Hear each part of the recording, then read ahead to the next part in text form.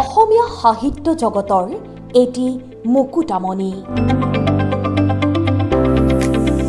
18খন নাটক, 20খনতকৈও অধিক উপন্যাস, বহু কবিতা গল্পৰ ৰচয়িতা তেখেত।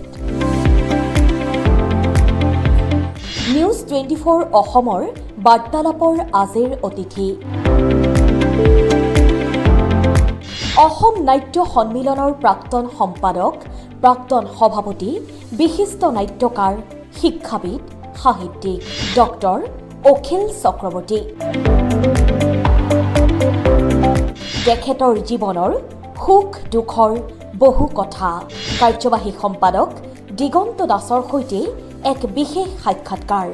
চাওক সবিশেষ। নিউজ 24 অসমৰ প্ৰতিগৰাকী দৰ্শকক মই দিগন্তই স্বাগতম জনাইছোঁ। আজিৰ বাৰ্তালাপৰ বিশেষ অনুষ্ঠানৰ মাজলৈ আজি আমি অতিথি হিচাপে আমন্ত্ৰণ কৰি আনিছোঁ অসমৰ নাট্য সন্মিলনৰ প্ৰাক্তন সভাপতি, প্ৰাক্তন সম্পাদক তথা অসম নাট্য জগতৰ এটা মুকুতামণি, বিশিষ্ট নাট্যকাৰ, সাহিত্যিক, শিক্ষাবিদ তথা সমাজকৰ্মী ডক্টৰ অখিল চক্ৰৱৰ্তী ছাৰ আজি আমাৰ সৈতে আছে। অনুষ্ঠান আৰম্ভ কৰাৰ প্ৰথমতে ছাৰৰ শ্ৰীচৰণত আমি প্ৰণিপাত নিবেদন কৰিছোঁ। ছাৰে ইমানখিনি সময় দিয়াৰ বাবে আমি ছাৰক ধন্যবাদ জ্ঞাপন কৰিছোঁ।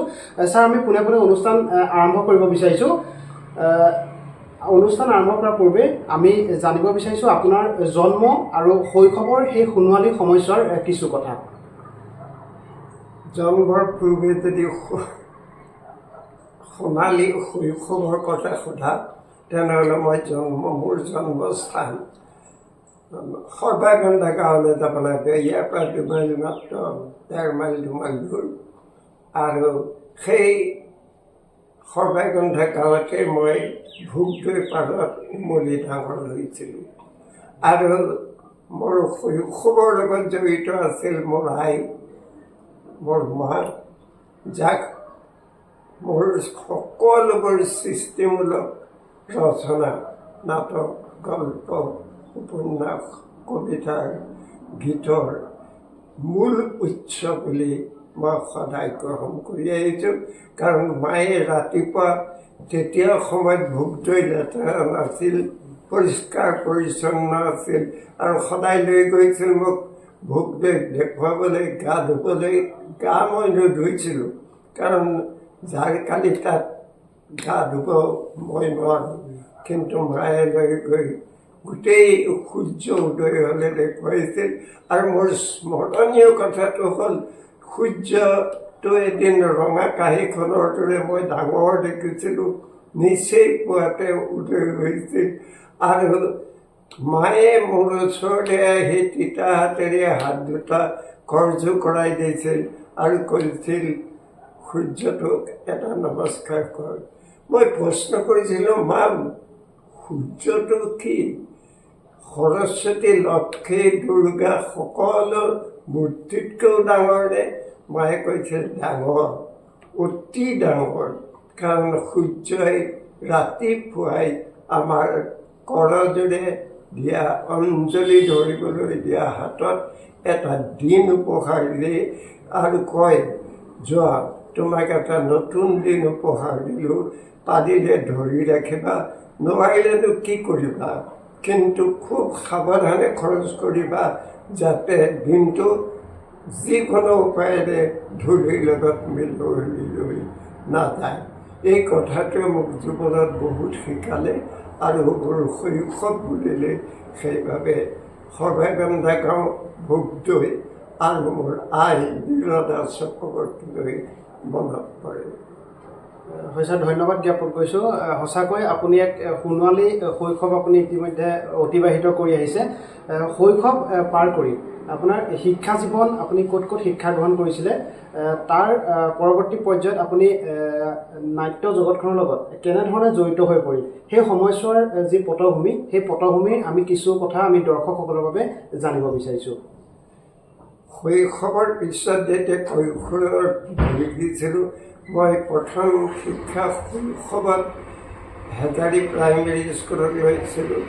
আৰু সেই শৈশৱৰ শিক্ষা সেই স্কুলৰ পৰাই লৈ মই জীৱনৰ বাটত খোজ দিছিলোঁ। মই শৈশৱ বুলি ক'লে অতি সুন্দৰকৈ সেই প্ৰাইমেৰী স্কুল আৰু তাত থকা সুৰেন শৰ্মা ছাৰ যিয়ে আমাক শিক্ষাও দিছিল, নাটক শিকাইছিল, গান শিকাইছিল, নাচ শিকাইছিল, এইবোৰ কথা ভাবিবই নোৱাৰি। তাৰপিছত যোৰহাটেদি গভৰ্ণমেণ্ট হাইস্কুলেদি মই গুচি গৈছিলোঁ যোৰহাটৰ JB কলেজলৈ। তাৰপৰা BA পাছ কৰি গুৱাহাটীৰ পৰা অসমীয়াত MA কৰিছিলোঁ। তাৰপিছত ডিব্ৰুগড় ইউনিভাৰ্চিটিলৈ আহি ডক্টৰ প্ৰহ্লাদ বৰুৱাৰ তলত মই PhD কৰিছিলোঁ অসমীয়া নাটকৰ বিশ্লেষণাত্মক অধ্যয়নৰ ওপৰত। আৰু সেই অধ্যয়নৰ ওপৰত কৰা সেই গৱেষণা পত্ৰতে মই PhD পাইছিলোঁ। ছাৰ, আপুনি যিহেতু 60 দশক মানৰ পৰাই আপুনি নাট্য তথা সাহিত্যৰ জগতখনৰ লগত জড়িত হৈ আছিল, শিক্ষা জীৱন শেষ কৰি আপুনি কেনেকুৱা এটা পৰিস্থিতিত বা কেনেধৰণৰ আপুনি সাহিত্যৰ জগতখনত আপুনি জড়িত হৈ পৰিছিলে? সাহিত্য জগতত মই সৰুৰে প্ৰায় জড়িত হৈছিলোঁ। মই কৈছোঁ, মায়ে মোক লৈ গৈছিল, মায়ে মোক সদায় দেখুৱাইছিল। এই ভোগদৈৰ পৰা আহোঁতে খেতিয়ক দেখিছিলোঁ, খেতিয়কে খেতি কৰা দেখিছিলোঁ।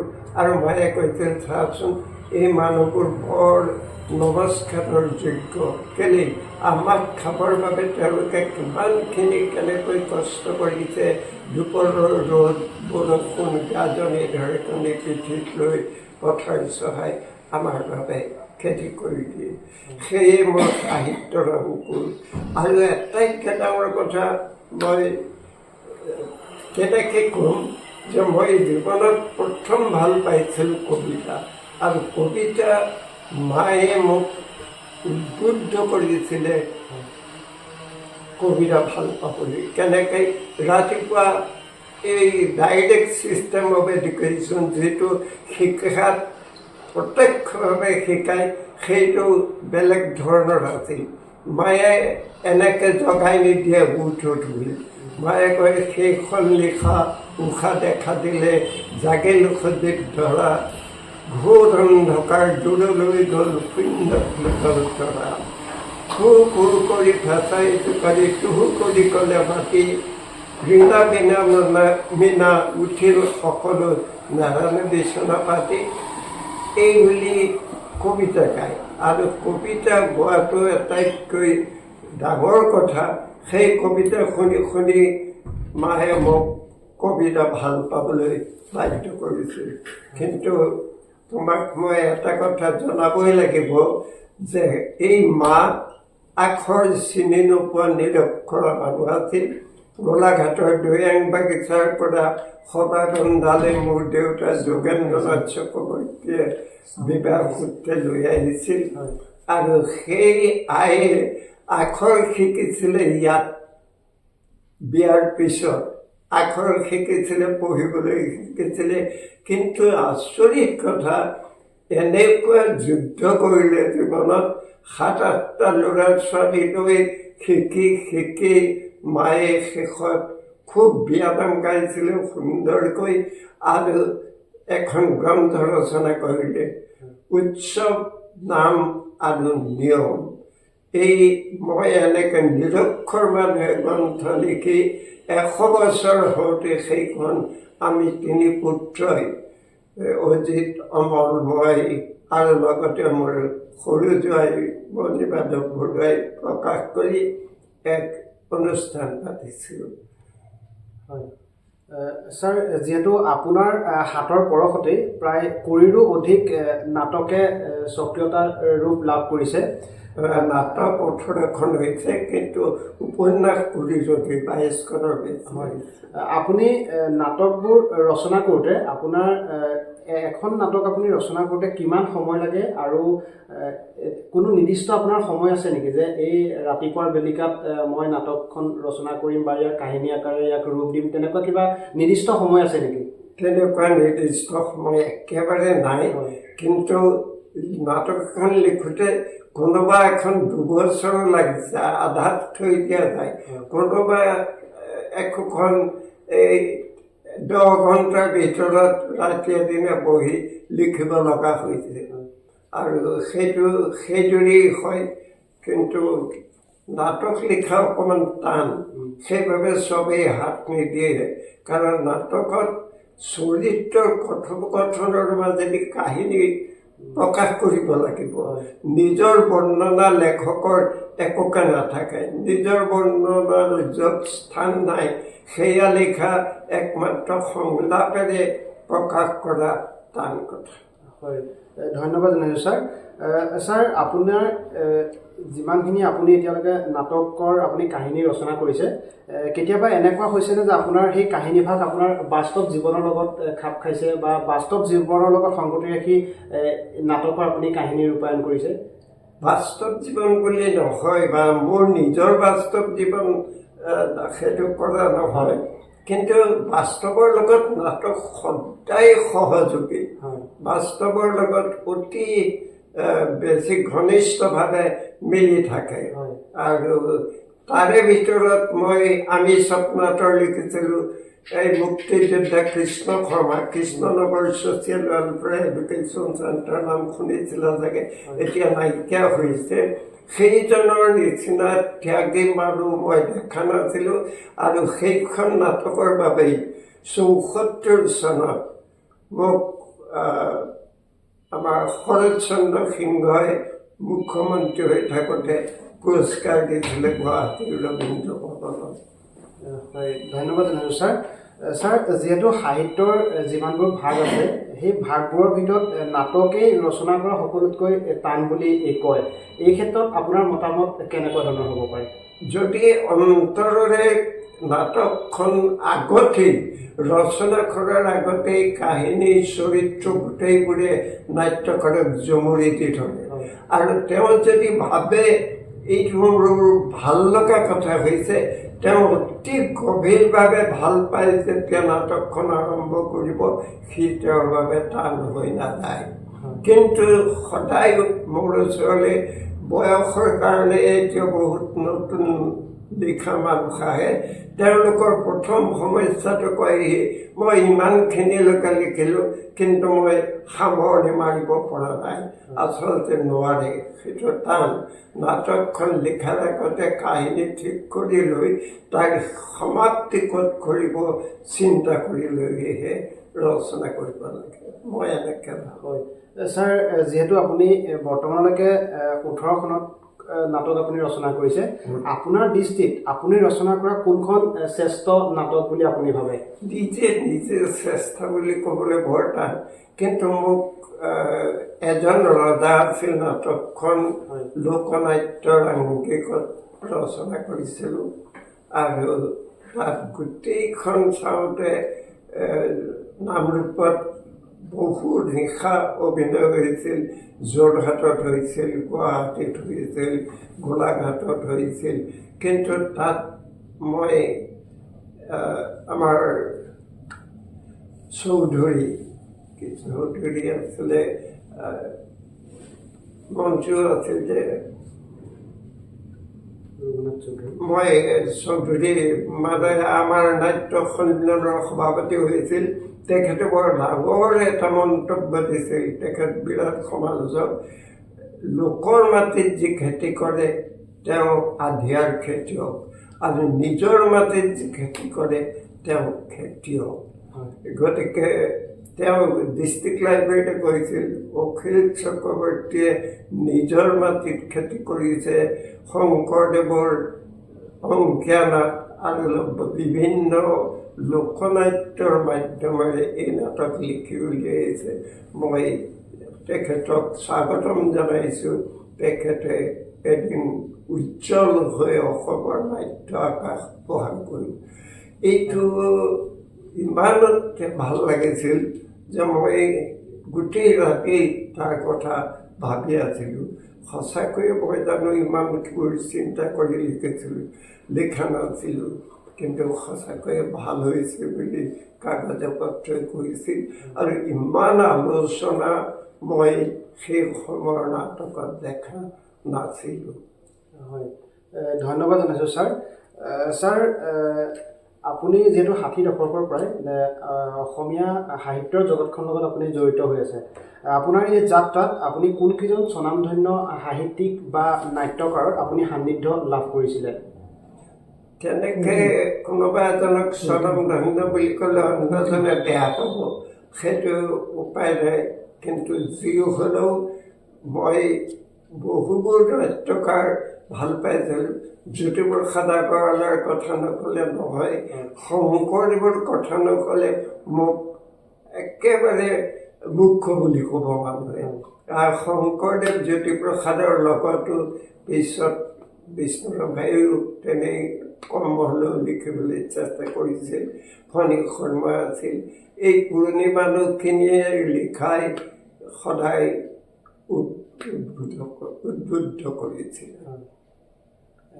ছাৰ, অসমত প্ৰথম নাট্যৰ যি ধাৰা, সেই ধাৰা আমি ইতিমধ্যে জানো যে মহাপুৰুষ শ্ৰীমন্ত শংকৰদেৱে সেই ধাৰা আনিছিলে তেওঁৰ নাটকৰ জৰিয়তে।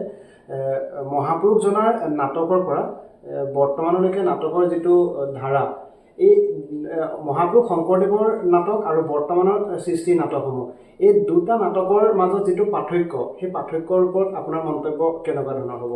পাৰ্থক্য বুলি ক'লে ভাল। মই তুমি সোধোতে ভয় খাই উঠিছিলোঁ। যদি নাটকৰ ধাৰাৰ কথা কোৱা তেনেহ'লে এতিয়া কৈ থাকিলে অন্ত নহয়। পৃথিৱীত নাটকৰ ধাৰা কেনেকুৱা? এতিয়া আবচাৰ্ড নাটক আছে, এতিয়া এপিক নাটক আছে, এবষ্ট্ৰেক্ট নাটক আছে। গোটেই পৃথিৱীত বিভিন্ন ধাৰাই গতি কৰি আছে। শংকৰদেৱৰ পিছত এই বিভিন্ন এতিয়া আমাৰ আধুনিক নাটক সেইদৰে গৈ আছে। কিন্তু এটাইবোৰৰ মাজত বাস্তৱধৰ্মী নাটকেই কাম কৰি আছে। যাই নহওক, শংকৰদেৱৰ নাটক আৰু বৰ্তমানৰ নাটকৰ পাৰ্থক্য বেলেগ ধৰণৰ। শংকৰদেৱে প্ৰধান উদ্দেশ্য লৈছিলে যে যিকোনো উপায়েৰে একশৰণ নাম ধৰ্ম প্ৰচাৰ কৰিবৰ বাবে তেওঁ নাটকৰ কলম তুলি লৈছিলে। এতিয়া সেই কামটো মানুহে নকৰে। কিন্তু নকৰিলেও এটা কথা ঠিক, মানুহে কিবা এক উদ্দেশ্য লৈ, কিবা এক স্থিৰ দৃষ্টিভংগী লৈ যদি কিবা এটা কাম নকৰে তেওঁ কৃতকাৰ্য নহয়। শংকৰদেৱ মহান, তুমি ক'ব খোজোতে মই ভাবিছিলোঁ শংকৰদেৱে কিন্তু আটাইতকৈ ডাঙৰ ধাৰা এটা প্ৰথম আৰম্ভ কৰিব খুজিছিলে এইখন নাটকৰ মাধ্যমেদি, যিখনৰ আমি গীতিনাথ বুলি কওঁ। শংকৰদেৱে গীতেৰেই নাটক সজাইছিলে আৰু সেইদৰেই আগবাঢ়ি যাবলৈ চেষ্টা কৰিছিলে।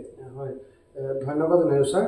ছাৰ, অসমৰ নাট্য আন্দোলনত যোৰহাটৰ যিসমূহ এতিয়া নাট্যমঞ্চ আছে, সেই নাট্যমঞ্চসমূহেও সেই আন্দোলনত যথেষ্ট গুৰুত্বপূৰ্ণ ভূমিকা অৱলম্বন কৰিছিলে।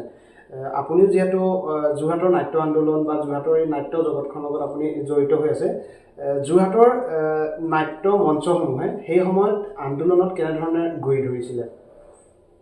মই মাজৰ গোটেই পিৰিয়ডটো যোৰহাটত নাই। শিক্ষা আৰম্ভ কৰাৰ পিছতেই মই যোৰহাটৰ পৰা আঁতৰি গৈছোঁ আৰু গতিকে মই যোৰহাটৰ নাট্য আন্দোলনত তেনেকৈ একো কৰা নাছিলোঁ বুলিয়েই ক'ব পাৰি।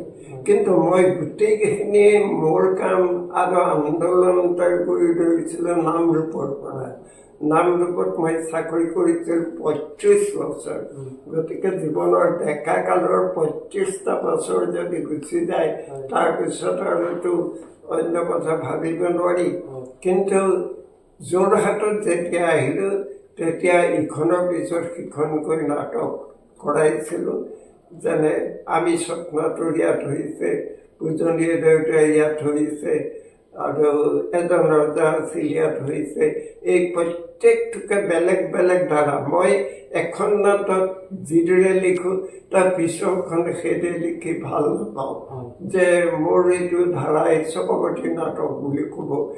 আৰু ঠিক সেইদৰেই নতুন নতুন গতিৰে যাবলৈ চেষ্টা কৰোঁ। কৃতকাৰ্য হৈছোঁ নহৈছোঁ নাজানো। ছাৰ আপুনি যিহেতু 18খন নাটকৰ লগতে কুৰিখনতকৈও অধিক আপুনি উপন্যাস আপুনি ৰচনা কৰিছে আপোনাৰ ৰচনাত প্ৰধান বৈশিষ্ট্য কি বুলি ভাবে আপুনি মই সাধাৰণ শ্ৰেণীৰ মানুহক তুলি ধৰিব পাৰিলে ভাল পাওঁ আৰু নিৰ্যাতিত মানুহৰ লগতে যিবোৰ অসহায় হৈছে মানুহ যিবোৰে নিজক সদায় সুন্দৰকৈ ধৰি ৰাখিবলৈ চেষ্টা কৰে নিজক সুন্দৰকৈ ধৰি ৰখা মানে মই কৈছোঁ এতিয়া বহুতে কিবা এটা আশাত এই যি ৰাজনৈতিক চিন্তাৰ লগত ৰাজনৈতিক নেতাৰ লগত নিজৰ মন মিলক নিমিলক তেওঁলোকৰ ছত্ৰছায়াত আশা বিচাৰি যায় সেইটো মই অতি সৰুতে গভৰ্ণমেণ্ট হাইস্কুলৰ শিক্ষক দেৱেন দত্ত ছাৰে শিকাইছিলে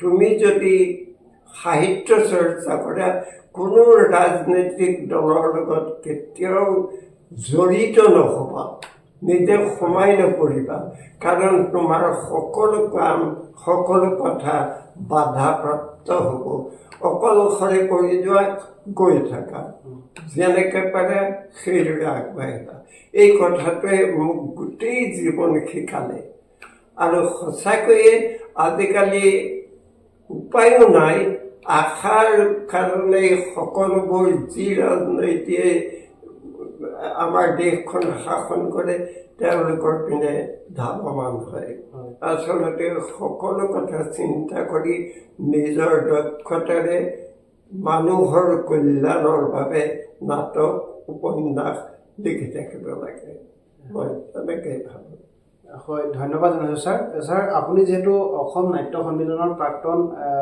সভাপতি প্ৰাক্তন সম্পাদকো এসময়ত আছিলে আপোনাৰ সেই সময়ছোৱাৰ বা আপুনি সাহিত্য জগতখনৰ লগত জড়িত হৈ থকাৰ সময়ছোৱাৰ এনে কিছু ঘটনা আছে নেকি যি ঘটনা আপোনাৰ জীৱনৰ আদি পাঠলৈকে আপোনাৰ সজীৱ হৈ থাকিব প্ৰথম কথা নাট্য সন্মিলন মই সম্পাদক থকাৰ আগত নাইকিয়া হৈ গৈছিলে মাত্ৰ 6টা শাখাৰে অসম নাট্য সন্মিলন চলি আছিল কিন্তু যোৰহাটত 84 চনত মোক সম্পাদক পাতিছিলে বালিকা অধিৱেশনত আৰু সেই সম্পাদক হওঁতে প্ৰফুল্ল বৰুৱা চিকুদা আৰু প্ৰফুল্ল বৰুৱাই এটা কথা বাৰে বাৰে কৈছিলে যে আমাৰ যিহেতু নাট্যকাৰ এজন সম্পাদক হৈছে তেওঁ এতিয়া লোকনাট্যৰ আংগিকত নাটক এখন দেখি অসম নাট্য সন্মিলনৰ হৈ কৰাব লাগে ইত্যাদি আৰু সেই গতিত মই আগবাঢ়ি যোৱাৰ অপ্ৰাণ চেষ্টা কৰিছিলোঁ যাই নহওক নাট্য সন্মিলনত থাকোঁতে তুমি কি কৈছিলা কথাটো মানে এনে কিছুমান ঘটনা আছেনে যি ঘটনা আপোনাৰ জীৱনৰ আদি পাঠলৈকে সেই ঘটনাই সজীৱ হৈ থাকিব সজীৱ হৈ থকাৰ ভিতৰত এটা নাট্য সন্মিলনৰ সভাপতি হোৱাৰ সুবাদতে 1907-8 চনত 2007-8 চনত মই এটা নিমন্ত্ৰণ পাইছিলোঁ আচৰিত নিমন্ত্ৰণ আমেৰিকাৰ মহাসাগৰদেশৰ পৰা আৰু হেৰিটো কি হ'ল তাত অসম দিৱস হয় তালৈ মই যাব লাগে তাত বিশ্ব নাটকৰ পৰিপ্ৰেক্ষিতত অসমীয়া নাটকৰ বিষয়ে আধা ঘণ্টা বক্তৃতা দিব লাগে সেইটো বৰ স্মৰণীয় কথা মই তাৰ আগতে মোৰ ছোৱালীজনী আমেৰিকাত আছিল মই যোৱা নাছিলোঁ মই চিটি বুলিলেই বেয়া পাওঁ সেই সময়ত কলিকতালৈ গৈ মই হাহাকাৰ অৱস্থা হয় দিল্লীলৈ যাব লগা হ'লে হাহাকাৰ মই কেলেই বেয়া পাওঁ মই ক'ব নোৱাৰোঁ মহানগৰ বুলিলে মই ক্লান্তি অনুভৱ কৰোঁ কিন্তু গৈ মই বুজিলোঁ যে মই বৰ ভুল ধাৰণা কিছুমানে লৈ আছিলোঁ ইয়াৰ চিঠিহে এনেকুৱা তাৰ চিঠি আমেৰিকাৰ চিঠি তেনেকুৱা নহয় আৰু সেই তাত যে মই নাটকৰ বিষয়ে ক'লোঁ 150 ঘৰ অসমীয়া মানুহ বেংগলী মানুহ এনেকৈ লগ হৈছিল আৰু তাত মোৰ পূজনীয় দেউতা নাটকখন মঞ্চস্থ কৰি দিয়ে মঞ্চ নহয় টিভিৰ যি দূৰদৰ্শনৰ বাবে কৰিছিলোঁ সেইটো তাত প্ৰদৰ্শন কৰিছিলোঁ আৰু গতিকে সেই দিনটো মোৰ স্মৰণীয় নিশ্চয় হ'ব আৰু সেই দিনত সেই তালৈ যাওঁতেই মোৰ জোৱাইয়ে আহিবলৈ দিয়া নহ'ল, ক'লে নহ'ব, এতিয়া আপুনি তাৰ কাম শেষ হ'ল, আমি এতিয়া ফুৰিম।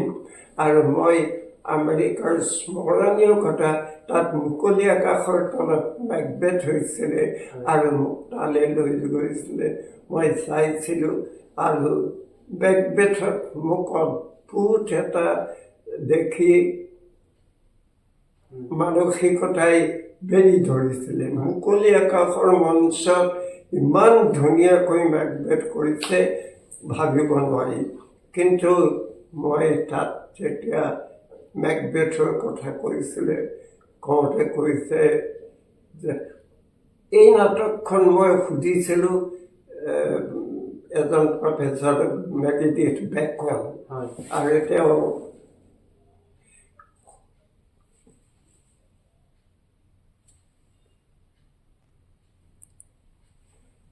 যে আপোনালোকে যে ইয়াত ইউৰোপৰ শ্বেক্সপিয়াৰৰ নাটক মেকবেথ কৰিছে, আমেৰিকান নাটক এখন কিয় কৰা নাই? ইমান গোটেইখন কৰি ক'লে যে এই মেকবেথ নাটক আমাৰ আমেৰিকাত সকলোৱে ভাল পায়। আমাৰ সৰ্বকালৰ সৰ্বশ্ৰেষ্ঠ কি কয় প্ৰেচিডেণ্ট নকয় নহয়, আমেৰিকাৰ ৰাষ্ট্ৰপতি, আৰু তেওঁ হৈছে আব্ৰাহাম লিংকন। আব্ৰাহাম লিংকনে মেকবেথ চাই বৰ ভাল পাইছিল। তেওঁ যিকোনো সময়তে গ্ৰভাৰ থিয়েটাৰলৈ গ'লে যে নাটক চাইছিল। নাটক চাই তেওঁ সোধা হৈছিল বোলে কি কাৰণে আপুনি মেকবেথ ইমান ভাল পায়, আৰু তাৰ ভিতৰত তেওঁ কৈছিল মেকবেথে মোক এই যে ক্ষমতা পাইছোঁ, আমেৰিকাৰ যুক্তৰাষ্ট্ৰৰ ৰাষ্ট্ৰপতি, এই ক্ষমতাই মোক অন্ধ কৰি পেলাব পাৰে। মেকবেথত ক্ষমতাই অন্ধ কৰা মেকবেথ, লেডি মেকবেথৰ জীৱন্ত কাহিনী আছে। সেইখন চালে মই যাতে ঈশ্বৰ প্ৰাৰ্থনা কৰি থাকোঁ যাতে মোৰ ক্ষমতাত মই নিজে বলীয়া নহওঁ। আমেৰিকাত তাৰমানে ৰাষ্ট্ৰপতিয়েও নাটক চাবলৈ যায়। আমাৰ ইয়াত কি কৰোঁ তুমি জানাই, আমি কি কৰোঁ জানাই। সেইবিলাকেই বৰ স্মৰণীয় ঘটনা। ছাৰ, আপোনাৰ যিহেতু আমেৰিকা ভ্ৰমণৰ আপোনাৰ অভিজ্ঞতা যথেষ্ট আছে, আপুনি আমেৰিকা ভ্ৰমণৰ কিছু কাহিনী আপুনি নাটকৰ জৰিয়তে উপস্থাপন কৰিছে নেকি? নাই কৰা। মই এখন উপন্যাস ছপা কৰিছিলোঁ আমেৰিকাৰ এটা হ্ৰদৰ পাৰত। সেই উপন্যাসখনত আমেৰিকাৰ পটভূমিলৈ আমেৰিকাৰ কাহিনী লিখিছিল, আৰু কেইবাজনো যেতিয়া ছপা হৈছিল দৈনিক জনমভূমি, কেইবাজনো অতি সুন্দৰ মন্তব্যৰে মোৰ উপন্যাসখন প্ৰশংসা কৰিছিল। হয়, ধন্যবাদ জনাইছোঁ ছাৰ। আপুনি যিহেতু আপোনাৰ সাহিত্যিক জীৱনৰ আপুনি বহু অভিজ্ঞতা বা বহু কথাই আমি দৰ্শকসকলৰ বাবে আপুনি জনালে। ছাৰ, আপোনালৈ আন এটা আমি প্ৰশ্ন সুধিব বিচাৰিছোঁ। বৰ্তমান নৱপ্ৰজন্মসকলৰ শিক্ষাৰ ক্ষেত্ৰত দেখিবলৈ পোৱা যায় যে মোবাইল ফোন বা সামাজিক মাধ্যমে এক হেঙাৰ হৈ পৰিছে। এই ক্ষেত্ৰত অভিভাৱকসকলেও কিছু যত্ন লোৱা উচিত। এই ক্ষেত্ৰত অভিভাৱকসকললৈ আপুনি কি আহ্বান জনাব? মোবাইল ফোনৰ লৈ ক'বলৈ বৰ টান। ই ইমান প্ৰয়োজনীয় বস্তু আৰু ইমান অপ্ৰয়োজনীয় বস্তু কেনেকৈ ক'বা।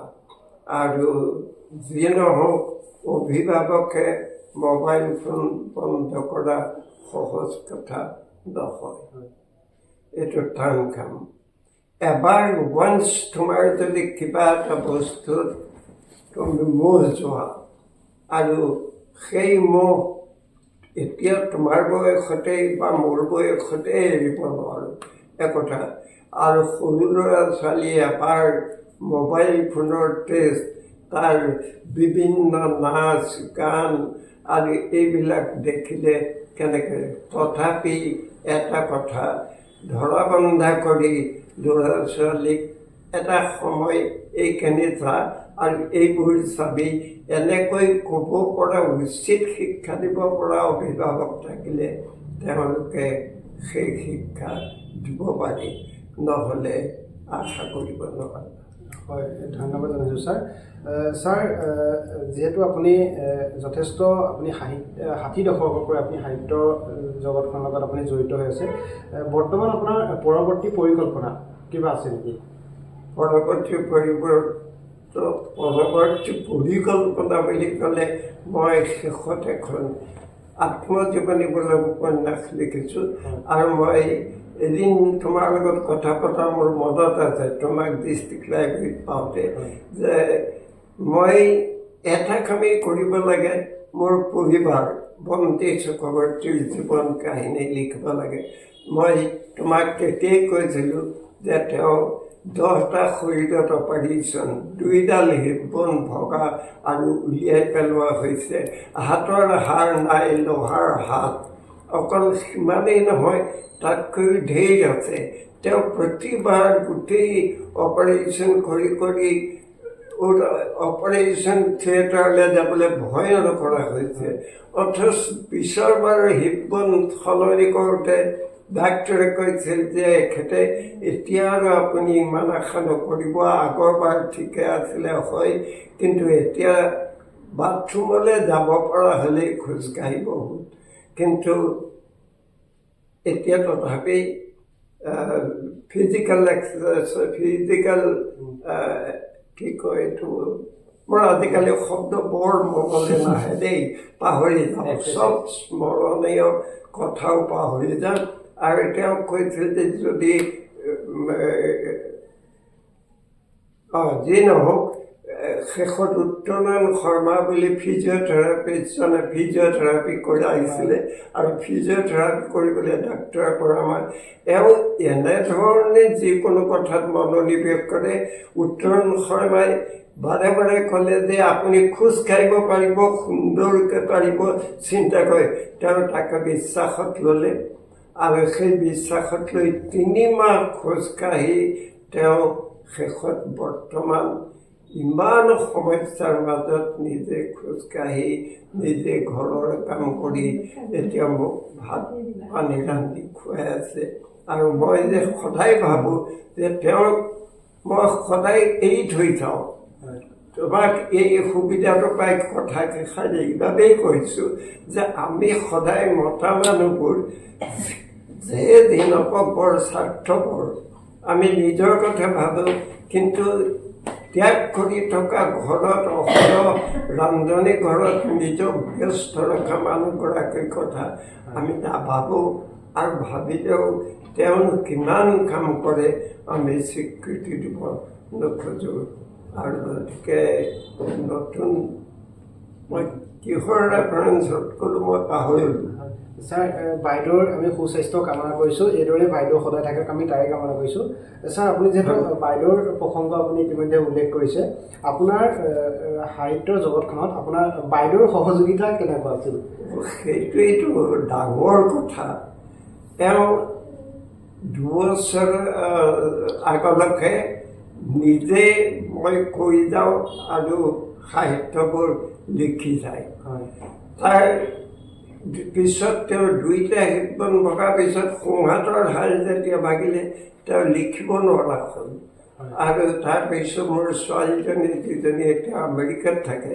তাই লিখিবলৈ আৰম্ভ কৰিলে আৰু শেষত তাইও আমেৰিকাৰ পৰা আহিব নোৱাৰা হ'ল তাই তাতে থাকে গতিকে এতিয়া ডিটিপি কৰা মানুহ এগৰাকী দীপাঞ্জলি বুলি তেওঁ গোটেইবোৰ কৰে আৰু বাইদেউৰ সহযোগিতা সদায় আছে এইকাৰণেই মই ৰাতিপুৱা ঘৰত ৰিহাৰ্চেল কৰি আহোঁ নামৰূপত 11 বজাৰ আগত কেতিয়াও মই ঘৰলৈ আহি পোৱা নাছিলোঁ কাৰণ নামৰূপ নাট্যসন্থা আছিলে তাত ৰিহাৰ্চেল হয় আৰু বহুত দীঘলীয়া ৰিহাৰ্চেল কৰি আমি নাটকবোৰ কৰিছিলোঁ গতিকে বাইদেৱে যদি সহযোগিতা নকৰিলেহেঁতেন আৰু ৰৈ থাকে এইটো যিটো এতিয়া যুগত মোৰ খং উঠি যায় মই আহিলেহে ভাত খাব এইবোৰ আদৰ্শ এতিয়া থাকিব নালাগে তেওঁ বেমাৰী মানুহ এজন কিন্তু সেইবোৰো নুশুনে আৰু সেইটোৱেই